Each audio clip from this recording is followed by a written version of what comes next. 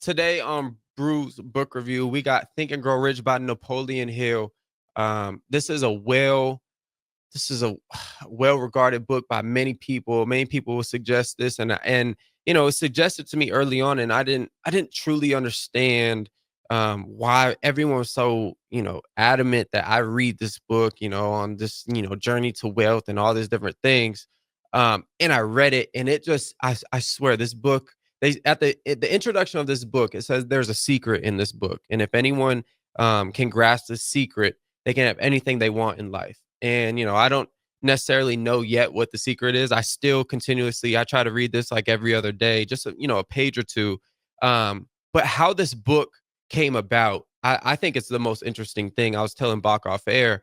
Young Napoleon Hill was a newspaper editor, and he scored an interview with the wealthiest man in the world, one of the most powerful men in the world, Andrew Carnegie. And Andrew Carnegie, he gets to sit down with him. Andrew Carnegie, during the sit down, is interviewing Napoleon Hill because he just thought it was a travesty that he would go to the grave with all this knowledge about wealth and all these other people that he knew, his friends, and that they would go to the grave with all this knowledge about wealth.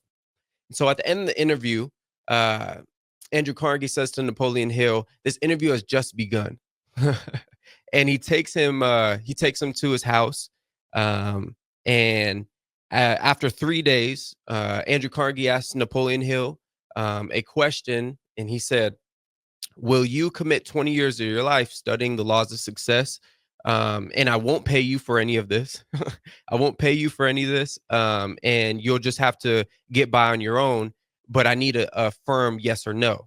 And Andrew Carnegie during this time had a stopwatch underneath the table. And without Napoleon Hill knowing, he gave him 60 seconds to answer the question. And young Napoleon Hill is sitting over there across from Andrew Carnegie, with, the richest, wealthiest man in the world at the time. And in 29 seconds, he answers yes. And the book is fantastic. There's 13 principles.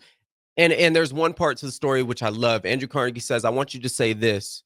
I want you to say this every day during your tenure of writing this book." He said he gave him this note card, and on the note card it said, "Andrew Carnegie, I will not only equal your achievements in life, I will meet you at the post and pass you at the grandstand."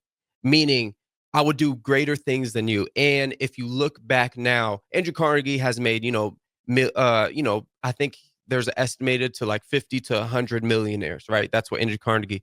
Napoleon Hill has made millions of millionaires throughout this book, Think and Grow Rich. There's 13 principles: desire, faith, auto-suggestion, specialized knowledge, imagination, organized planning, decision, persistence, power of the mastermind, sex transmutation, the subconscious mind, the brain, and the sixth sense.